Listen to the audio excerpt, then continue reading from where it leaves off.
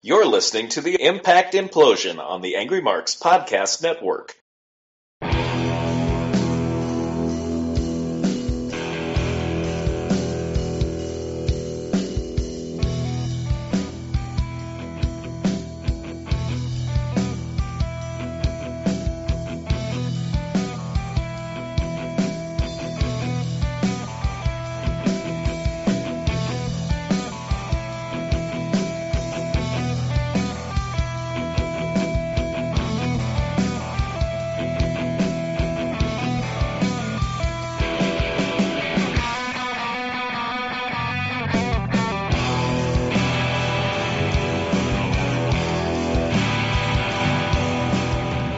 It is April 26, 2016. It is the last Impact of April. It is another episode of the Impact Implosion here on the AngryMarks Podcast Network.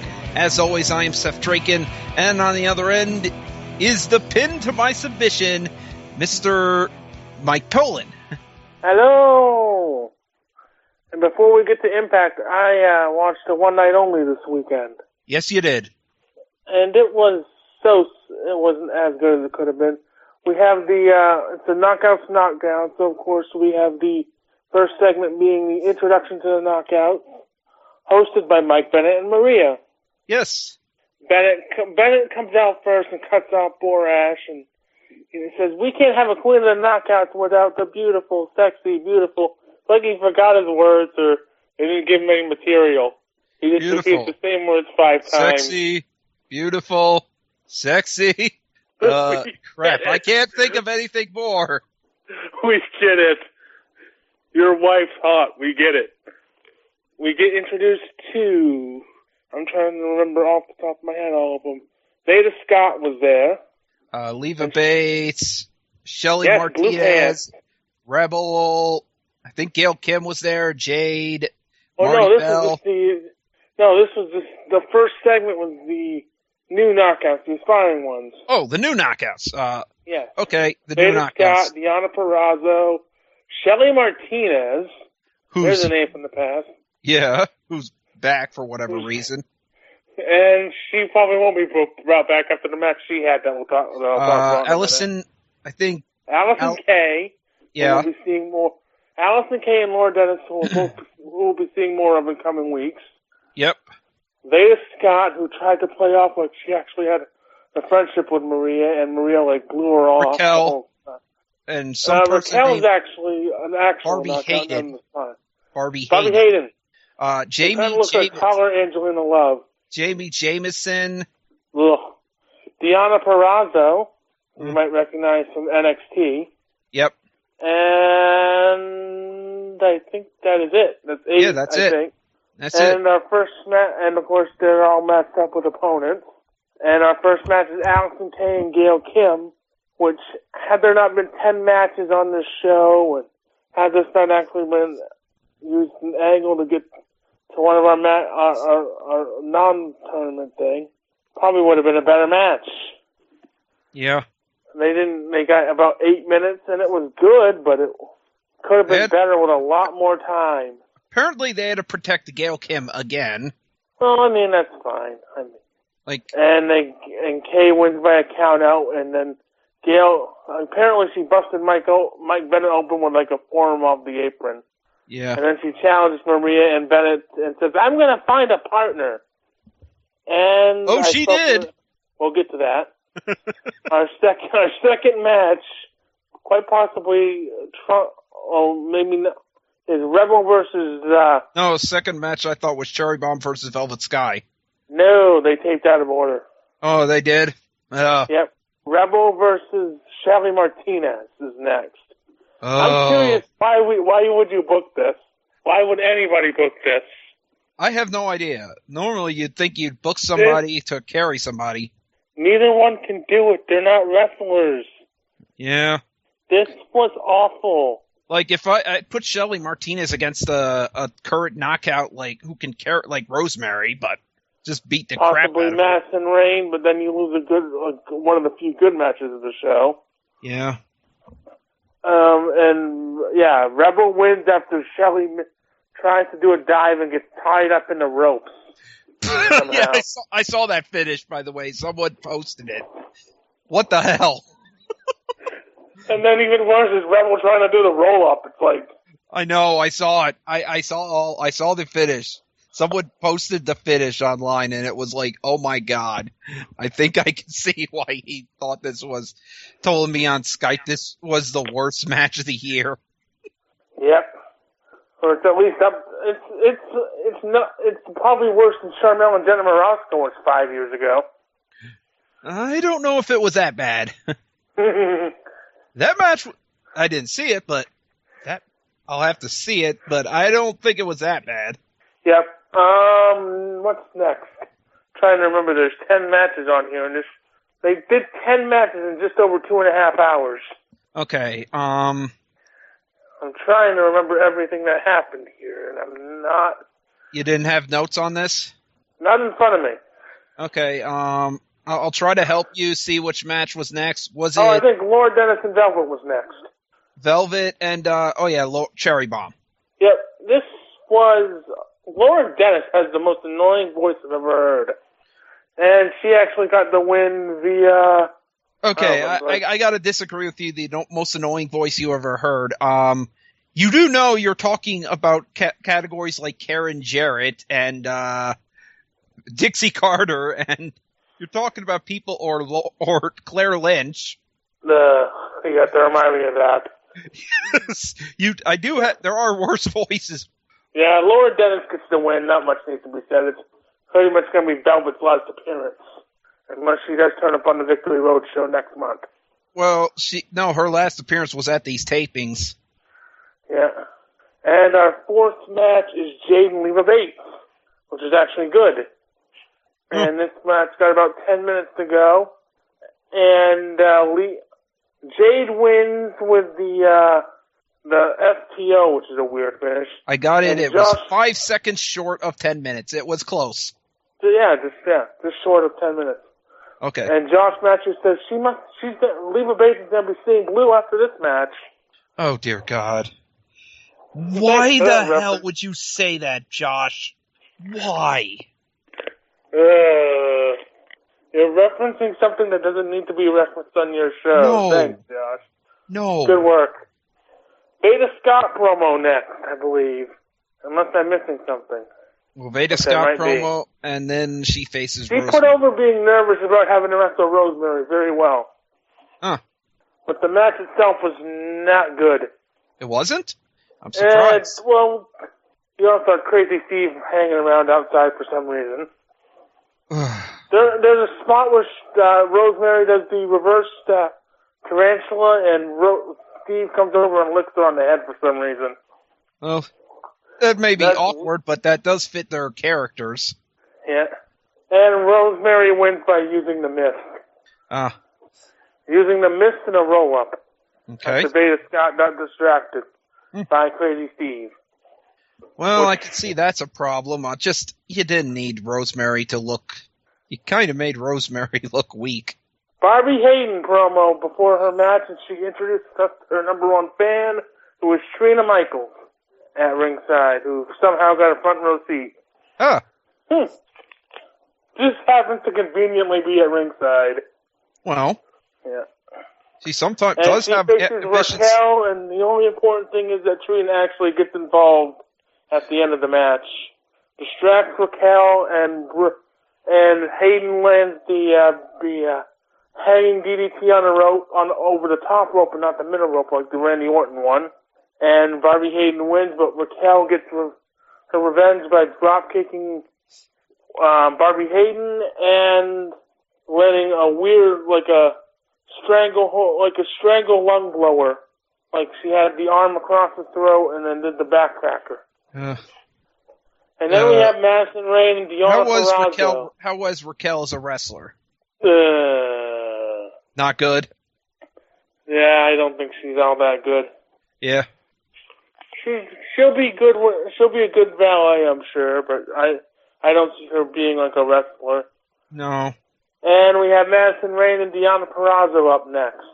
And this was also good, about 8.5 minutes long, or I think it was like 8:45.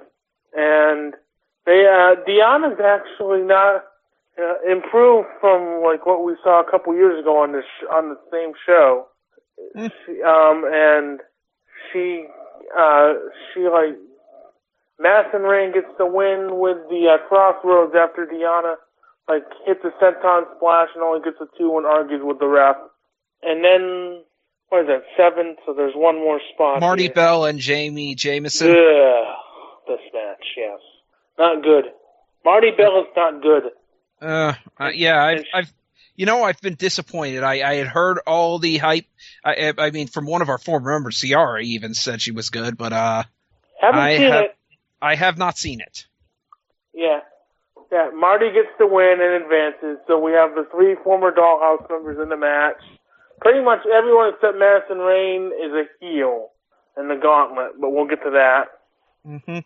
And we have the mixed tag, which is Bennett and Maria against Gail Kim and the only other guy in the building, apparently, DJ Z. Yeah. Boy, did you find a good partner to fight Mike Bennett. You couldn't get somebody else with how the company's treated DJ Z? And this whole match was, Gail Kim wants to get her hands on Maria. She did for like 30 seconds. But the whole match was basically Bennett and DJ Z. Yep. So some mixed tag match you booked there, guys. Yep.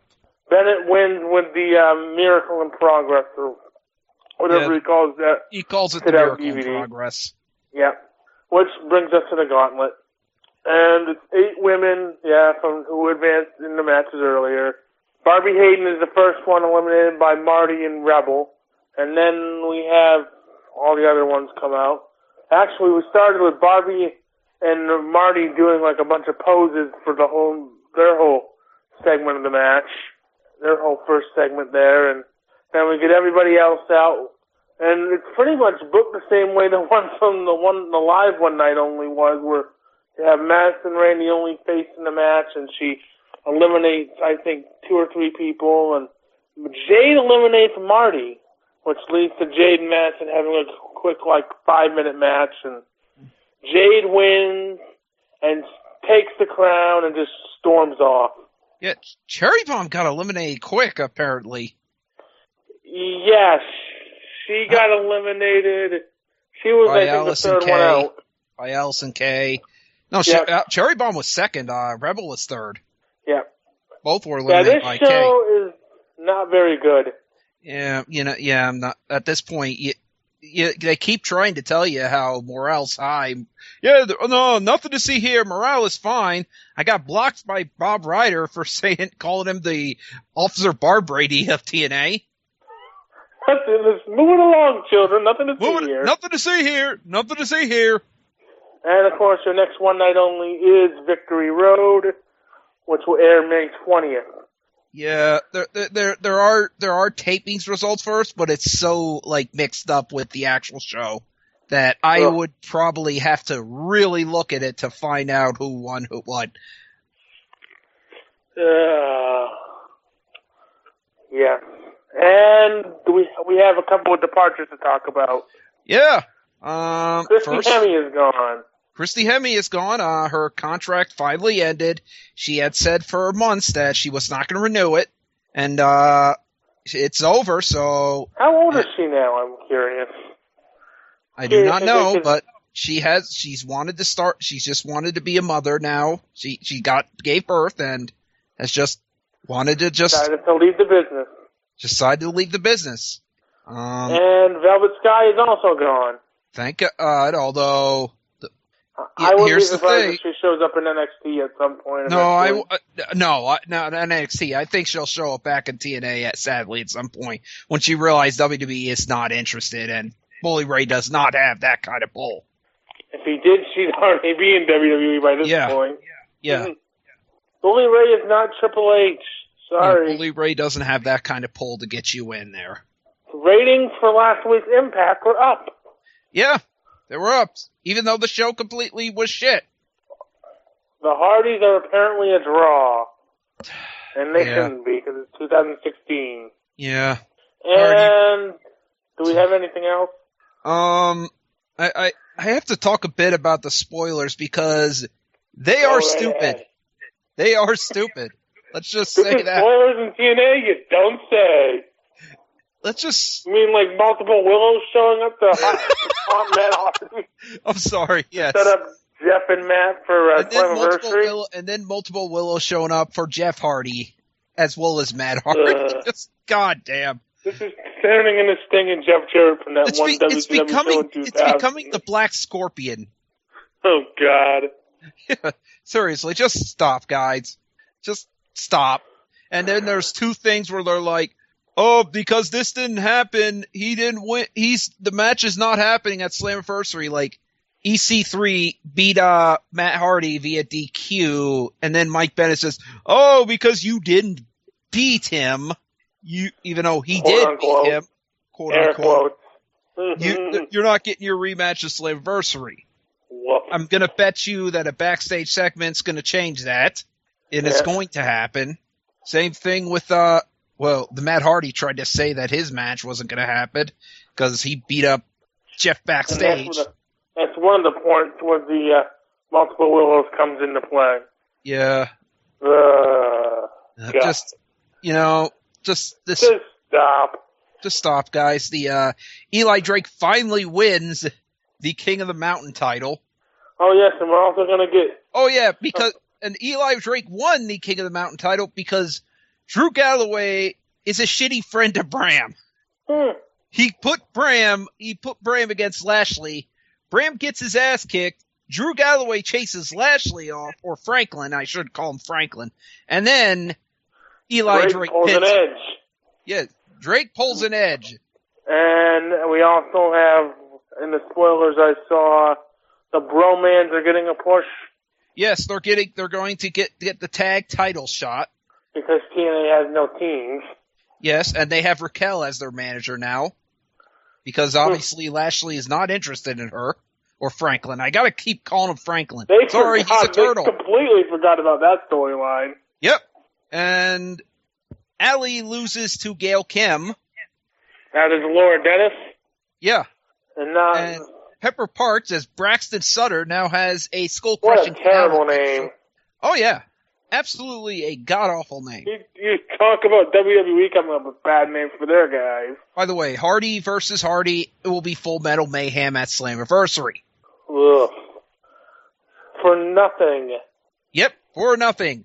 Al Snow is now part of the Tribunal. Good God. With the guys, former NXT guys who are French. I think we need to talk about their names. What are they? One Dax of them, and Baron Dax, and I'm trying to remember the other one. But yes, Baron Dax. That is a great name for you. And apparently it's rumored they're going to face Shearer and Grado at Slammiversary. I hope that doesn't happen. Shearer, what? I don't need to... What? Well, else, yeah, they're going to fight Shearer and Grado. It's going to happen. Well, they're going to probably fight a third member. Yeah, well, it's rumored that it's going to happen at Slammiversary. Oh, Basile Baraka. B.A. Baraka? Basile Baraka. Oh, God. Yeah, no, not B.A. Baraka, Basile Baraka. Oh, the names are terrible. Yes, TNA has taken the NXT, what NXT used to be, and also Jade will fight Sienna, and Gail Kim will fight Maria at Slammiversary. Gail and Maria, the match no one wants. The match no one wants, but except TNA. TNA keeps forcing and watch them put Maria and Allison Kay both over to put over Maria's new group. Yes, because she now has Sienna, who is Allison Kay, and the Muscle, and Allie and Laura Dennis. And an apprentice, ironically enough. So yes, I mean, Gail and Jade both chasing Sienna is good, but Maria the idea of Maria going over Gail Kim. Ugh. Yeah. So after we got done with that, we also got to talk about a former person who made a one-night appearance in TNA passing away, and that is Chyna. Yes, unfortunate. Yeah. Very depressing. And TNA does start off the show with that.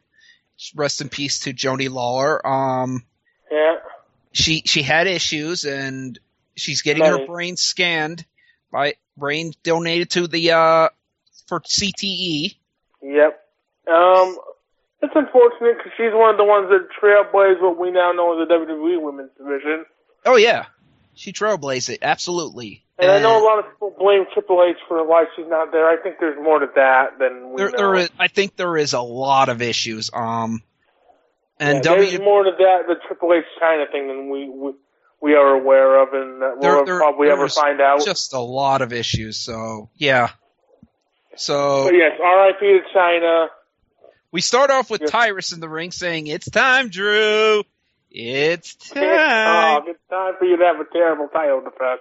Yep. And Rockstar Spud keeps, rubbing his nose. Does he have an allergy, or has he literally been snorting coke in the back? He's got to live the Rockstar lifestyle of snorting coke in the back. Well, something's got to get into those long tapings at the Impact Zone. Yeah, because seriously, either that or he's allergic to Tyrus. I'm allergic to a big jobber. Because seriously, that's what it looks like when he rubs his nose, like he's been snorting up backstage.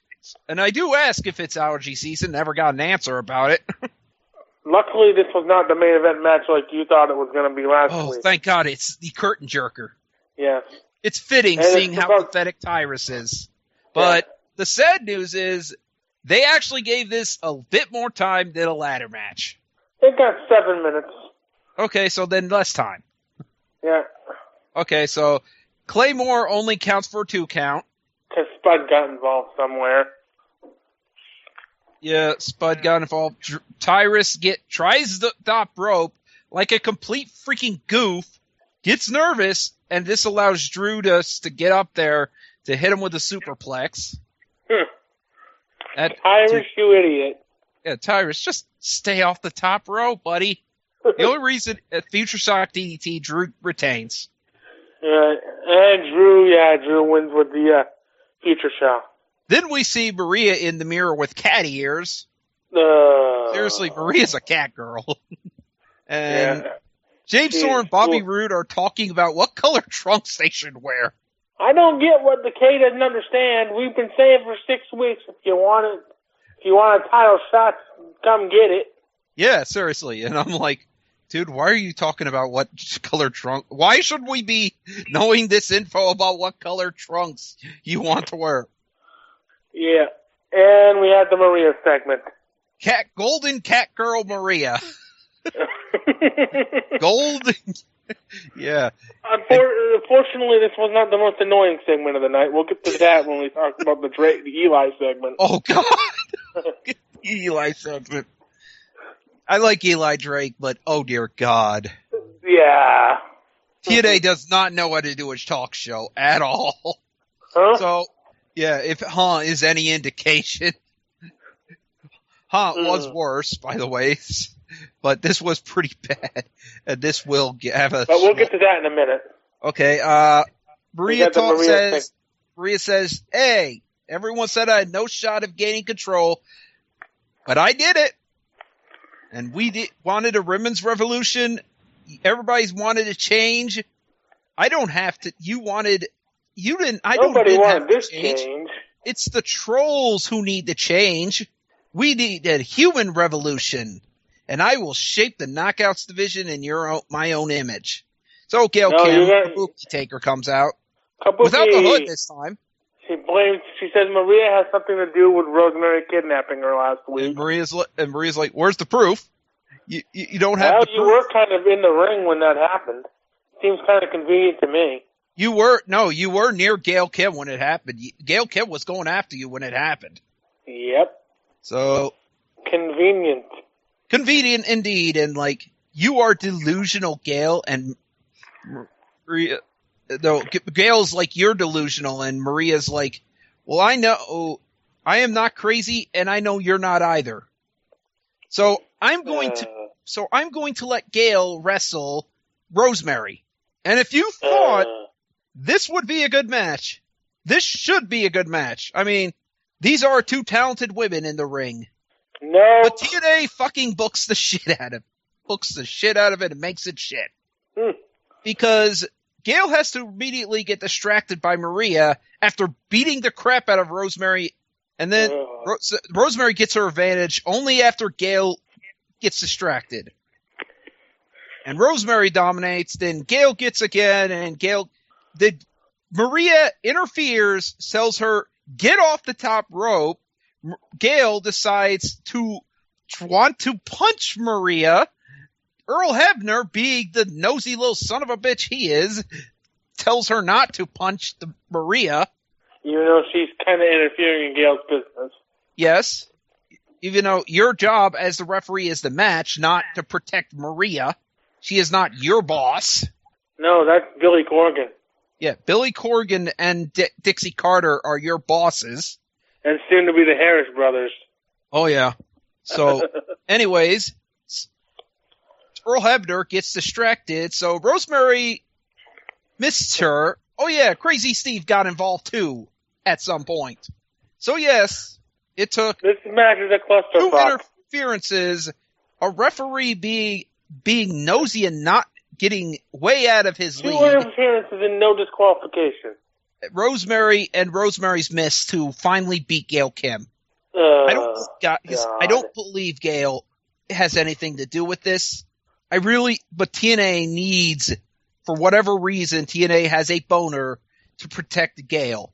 They have to protect her, no matter what. And it's stupid. Let her lose clean and Maria gloat about it to put over the feud. They're supposed to be building the Slammiversary in the next coming weeks. You could have used this to be the first start of it. You could have had Rosemary get into Gail's head. But no. And then Eli Drake comes out. Oh, I mean, Rosemary gets into Gail's head, and you could start a feud there. Yep. Of Rosemary being hers unorthodox, and that's why she's able to beat Gail Kim. That's not what happens, though. Speaking of terrible things, though. Eli Drake comes out in a sleeveless suit and tie, which Josh tries to say is Armani, and I'm like, dude, Armani don't do sleeveless suit and ties. That's a very cheap Armani. Yeah, that's a very cheap Armani. So, also we Somebody saw at Armani lost their job. Jeff Hardy limping to the arena because selling stupidity is not his repertoire. But oh yeah, Pack the Life show, and it's Eli Drake with a freaking button that he keeps pressing that says, Dummy. Dummy, ha! Dummy, yeah. Dummy, yeah. Dummy, yeah. And to make this even more annoying, guess who his guests are? The Bromans. Boom! So, this segment. This talk you show. couldn't give him some good guests to work with. This talk show completely fell apart because he says, you could have been on my coattails, Jesse. Also, your glasses have no lens on them. So, and he keeps pressing the fucking button because that's not going to get freaking annoying fast. Robbie E., Jesse G., you're both dummies. You're both dummy. Dummy, yeah. Dummy, yeah. Yeah, we need just press that freaking button for every freaking moment. God damn. TNA. I want somebody to rig that so when he presses it eventually he gets like slime, like the old Figure It Out show. I know. Yes! That could be the payoff to the gimmick. God, TNA, I understand you want to do the talk show gimmick so bad, and you want to do something different from it. But if your idea is to have Mr. Kennedy go, or Eli Drake with a freaking podium and a button that says, you couldn't give Maria a talk show? Really? At least that might be watchable. Yeah, but the problem here is not Eli Drake, it's the freaking button. I mean, Eli Drake doing a talk show would be fine, but the button... You don't need to give him the podium or the button. That's taking it a little further than it needs to be. Yeah. You just give him a talk show, he brings up the bromance and insults him, and they beat him up. The dummy. Simple. Yeah. Dummy. You don't need to overthink it. Yeah. It just needs to be, he annoys the bromance and they get pissed off and they run him off. Yeah, the bromance run him off and they hit the freaking button. God And there's damn. more of these segments to come. Yeah, they're going to keep doing this. I don't know why. This was stupid. They don't know what to do with Eli Drake, who's actually got talent. First they give him the awful feud with Grado, now they give him this. I know. Well, at least they're going to give him a title in the future. Which he'll probably lose at the pay-per-view when he faces Bram. Oh, yeah. Beer Money. Well, actually, what was next after that? I think it was Beer Money in Decay. We had a backstage bit. Yeah, they talk about the Valley of Shadows, and I asked Abyss, never got an answer. What's the difference between a Valley of Shadows match and a Monsters Ball match? That I walked through the Valley of the Shadows. If you're wondering the answer, if you saw this match, not much. Also, EC3 said there will be no mercy for Mike Bennett. And I said, hey, but EC3, do you have a 64 ready? And EC3 actually responded to me at this. Yeah. He said, beat him at that too. So he knows when he said no mercy, he knew what I was talking about with the N64. Thankfully, he knew the great game that is WWF No Mercy. Unfortunately, I did not get a response to what did he. Hopefully, he didn't have the very notorious bug that the early cartridges had. Which I don't want X-Bug as my world champion. No, the bug is that you get all this success, and then it goes you get all these unlockables, and then it wipes away everything. It's happened to me a few times. That's why I kind of stopped playing it. So yes, I lose my creative characters. I use all the unlockables. I lose everything. I don't think I ever played like any of those unlock character modes or anything like that. Yeah. So yes, this match starts happening, and this was pretty good. This was actually where the start started getting good. This was a good brawl. Yeah. Although I don't think they needed a break in the middle of it, but. That's TNA. Yeah. And there were several spots. Steve bites Storm in the head, and Abyss tries to throw Steve into Storm with a rocket launcher, but Storm throws a chair into Steve's face. Yep. So then there's the barbed wire board, and Crazy Steve takes the suplex on it, and that hurts. Yes, because he has no shirt or something to cushion that. And then James and Bobby scream beer money. Beer money for one last time. Biss hits them afterwards and brings out the thumbtacks. Biss black hole slams, I think it was Bobby he black hole slammed. He choke slammed him on him. No, he black hole slammed Bobby for a 2 count. Oh, he choke slammed Bobby on the tacks though. Rosemary accidentally missed Abyss, and Storm responds by spitting beer in Rosemary's face and breaking a bottle over Abyss's head. 2 count. So Storm gets taken out of this match because he gets pushed through a table by Steve. Bobby Roode sets up a Roode bomb for Abyss onto the thumbtacks, but Rosemary low blows him, and Abyss choke slams Bobby Roode onto the thumbtacks. Yep. Yes, Bobby Roode, who is leaving after this show, takes the choke slam into thumbtacks on the way out. Yikes.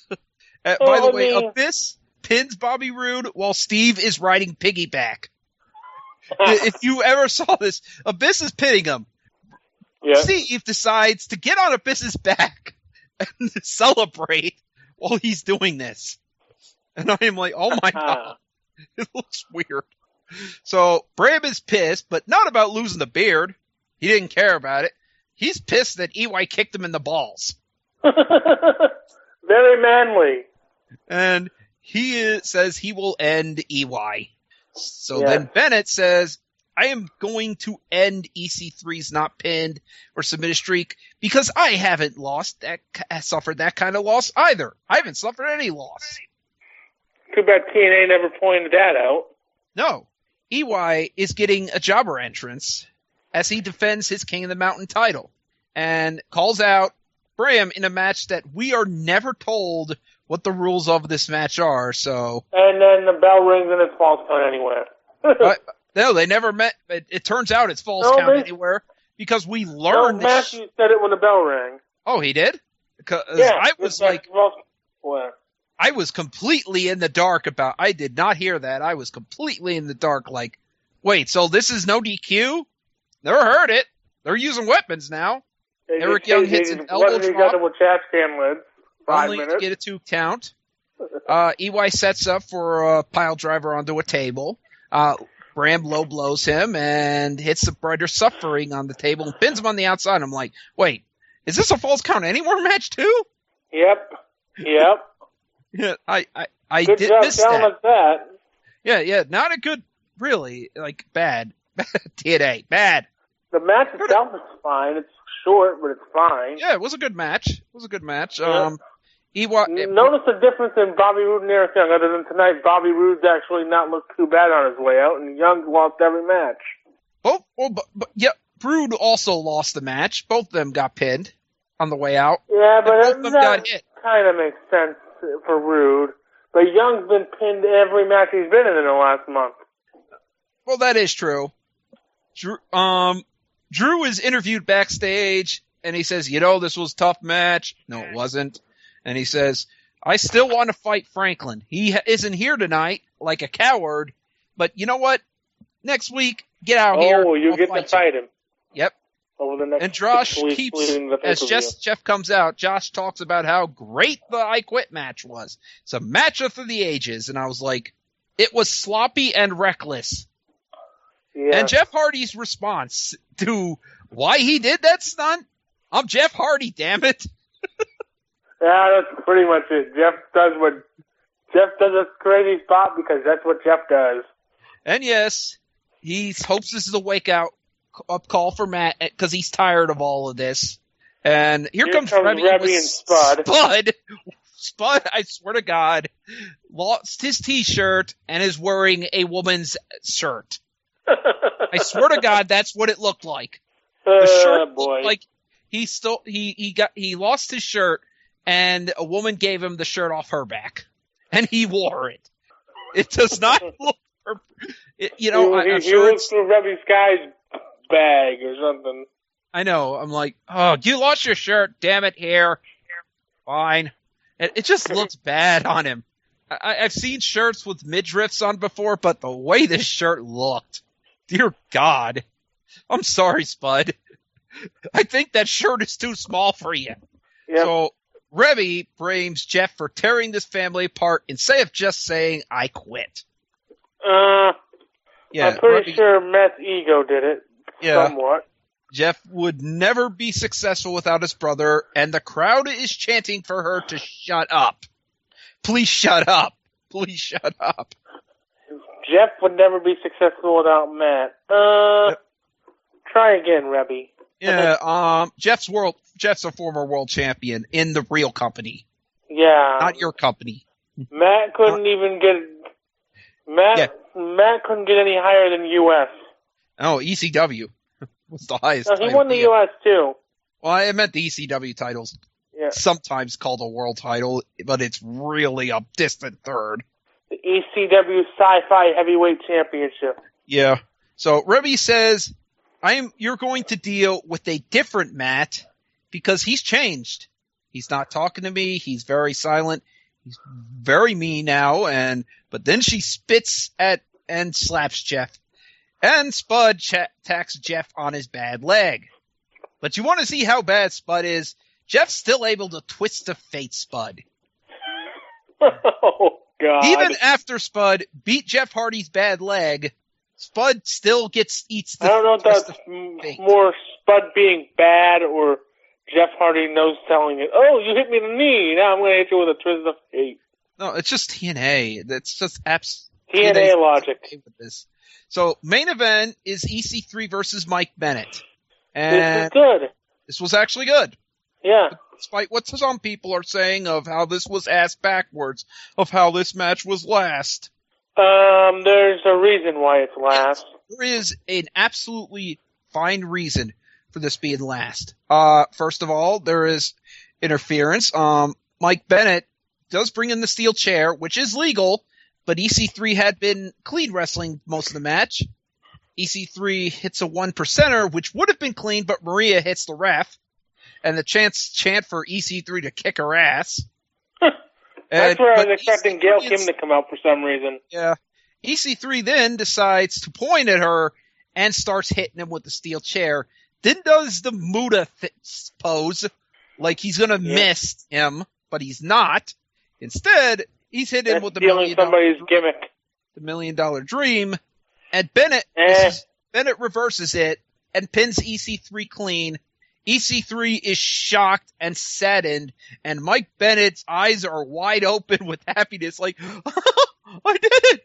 Oh my god! I did it! He's selling it like Brock Lesnar ending the streak at WrestleMania 30.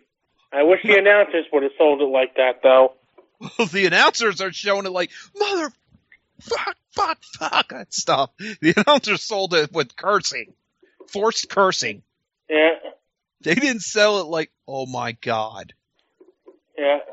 And so, yes. This undefeated streak that's been going for almost 3 years has ended. Well, not the undefeated streak, the pinned or submitted streak. We gotta say it right. He has been beaten. He's not been pinned or submitted. He has lost his first match. His first real loss was he did bleed. Yeah. But he has not been beaten, pinned, or submitted. So he finally got pinned. Bullshit wrestling logic. Yes, bullshit wrestling logic. It is what it is. Yeah. But first hour sucked. Second hour really saved the show. It gives us a C.